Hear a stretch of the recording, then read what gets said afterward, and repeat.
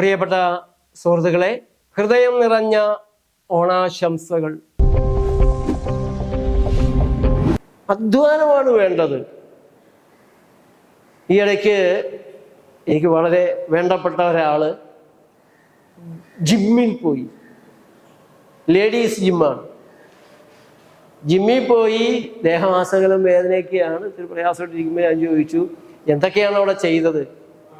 അപ്പൊ പറഞ്ഞു അത് ഇന്ന് 20 കിലോളം കപ്പി വലിക്കണ പോലെ ഇങ്ങനെ വലിക്കലായിരുന്നു.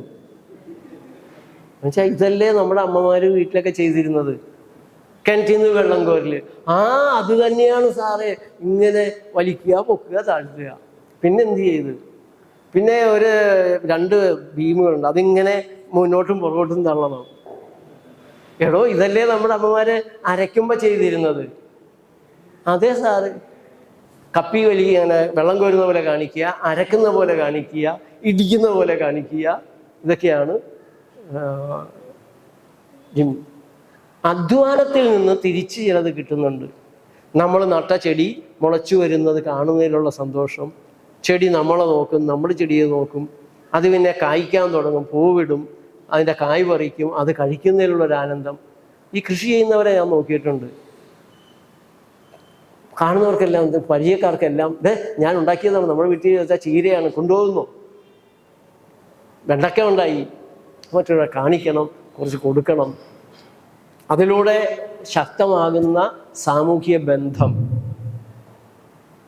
ഇപ്പോൾ അധ്വാനത്തിന് വഴിയില്ലാത്ത, അധ്വാനിക്കാൻ ഭാഗ്യമില്ലാത്ത ദരിദ്രർക്കാണ് വ്യായാമം. അധ്വാനത്തിന് വിധിയില്ല, വഴിയില്ല. അധ്വാനത്തിൽ ദരിദ്രരാണ്. ദാരിദ്ര്യം പല രീതിയിലുണ്ട്. ബോംബെയിൽ ജീവിക്കുന്നവർ പരമദരിദ്രരാണ്. കാശ് കൂടുതൽ വരുന്നുണ്ടാകും, പക്ഷെ സ്പേസ് വൈസ് ഇത്രയും ഉയരമുള്ള ഒരു ബിൽഡിങ് ബോംബെ കാണാൻ പ്രയാസമാണ്. വീടെല്ലാം തലയിലൊന്ന് കൈ ഇങ്ങനെ വെച്ച് കഴിഞ്ഞാൽ മുട്ടുന്ന രീതിയിൽ എത്ര കുരുക്കാൻ പറ്റുമോ ഫ്ലാറ്റ്.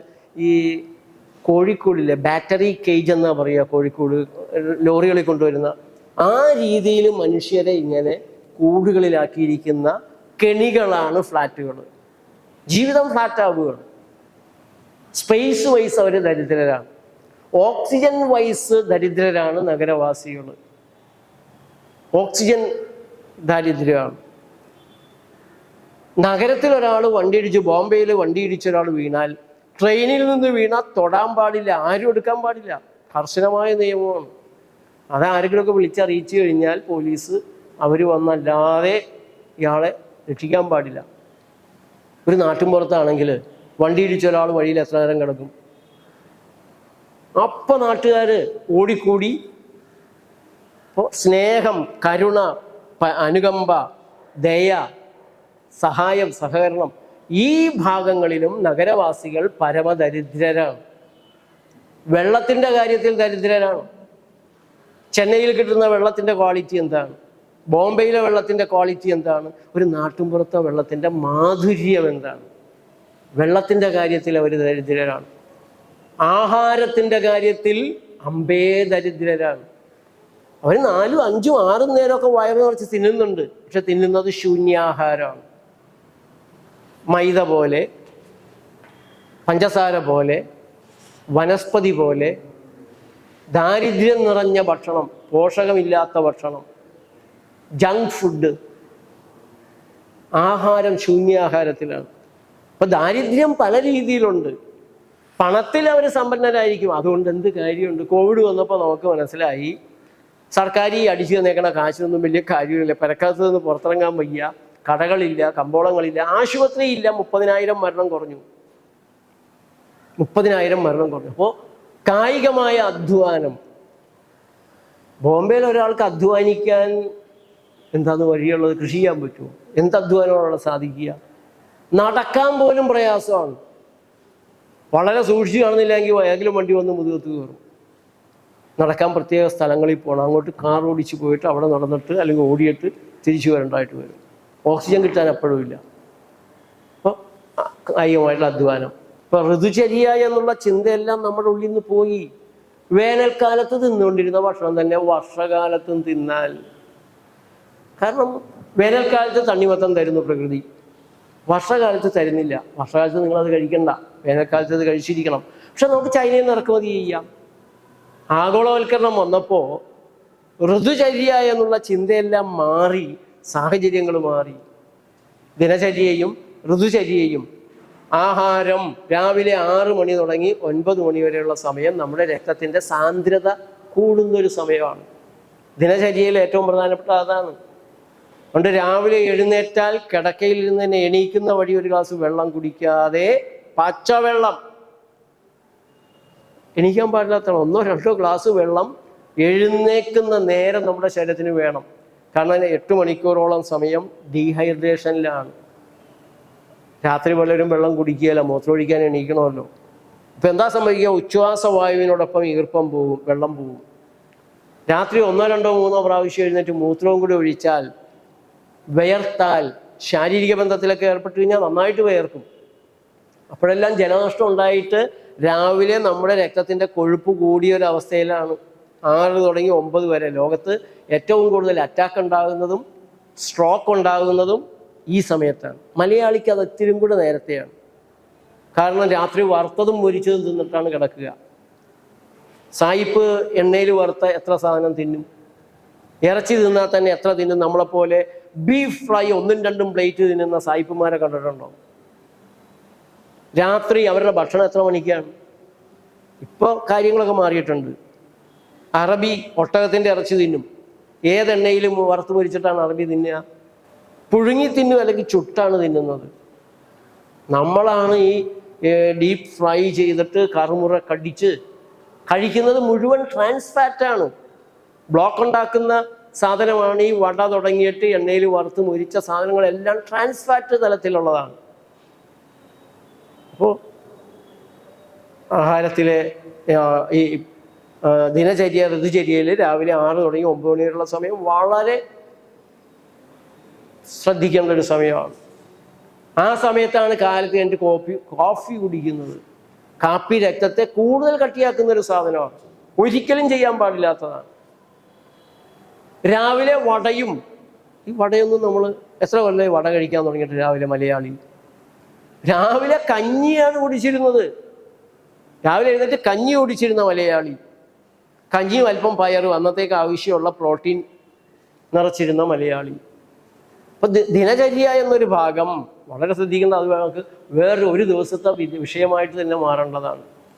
രാത്രി 7 മണി കഴിയുമ്പോഴേക്കും റെസ്റ്റിംഗ് മൂഡിലേക്ക് മാറുന്ന, ബ്രെയിനിൽ സ്ലീപ്പിംഗ് പ്രഷർ ഹോർമോൺസ് ഡെവലപ്പ് ചെയ്ത് സിർക്കാഡിയൻ റിതം താഴേക്ക് വരുന്നൊരു സമയമാണ്.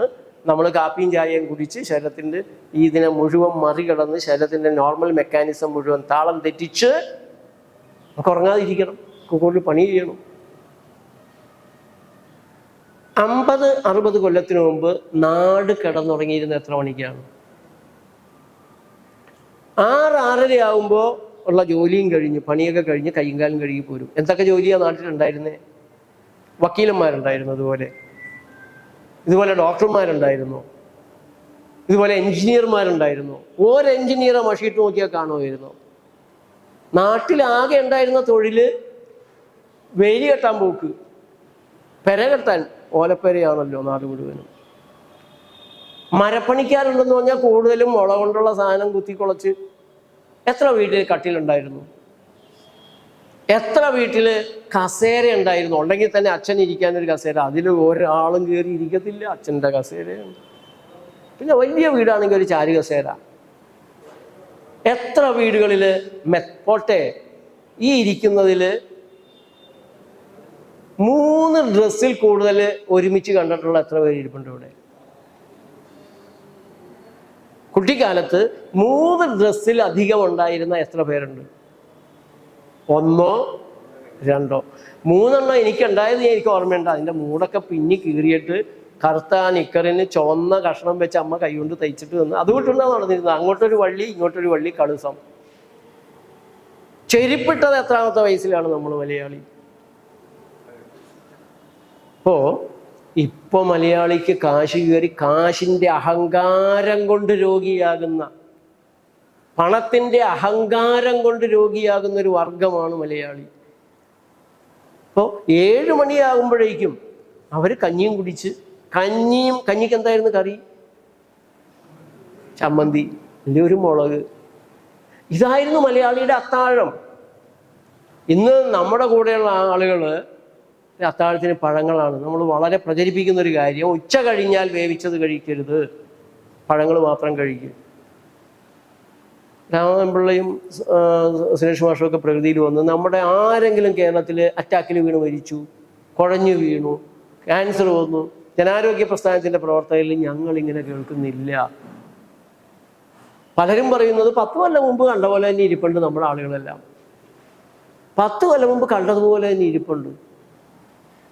രാത്രി ഭക്ഷണമാണ് ഏറ്റവും കൂടുതൽ അപകടം ആരോഗ്യത്തിന് മനുഷ്യർക്കുണ്ടാക്കുന്നത്. രാത്രി വയറ് കാലിയാകുമ്പോൾ ആമാശയമെങ്കിലും കാലിയാകുമ്പോഴാണ് മനുഷ്യൻ കിടന്നുറങ്ങേണ്ടത്. അതിനും വിശ്രമിക്കണം. അതിനു പകരം മൂക്കറ്റം തിന്നണത് 11 മണിക്ക്. എന്നിട്ടോ ശാരീരിക ബന്ധവും കൂടി നടത്തിയിട്ടാണ് കിടന്നുറങ്ങുന്നത്. അവൻ അവിടെ വെച്ച് തട്ടിപ്പോയില്ലെങ്കിലേ അത്ഭുതമുള്ളൂ. നിറഞ്ഞ വയറുമായിട്ട് ശാരീരിക ബന്ധത്തിൽ ഏർപ്പെട്ടാൽ ഹൃദയം തകരും, ആരോഗ്യം അധികമൊന്നും നീണ്ടു നിൽക്കുകയല്ല. അപ്പോൾ ദിനചര്യ, ഋതുചര്യ, കാലം മാറുന്നതനുസരിച്ച്, കാലാവസ്ഥ മാറുന്നതനുസരിച്ച് ആഹാര രീതി മാറണം, ചര്യകൾ മാറണം.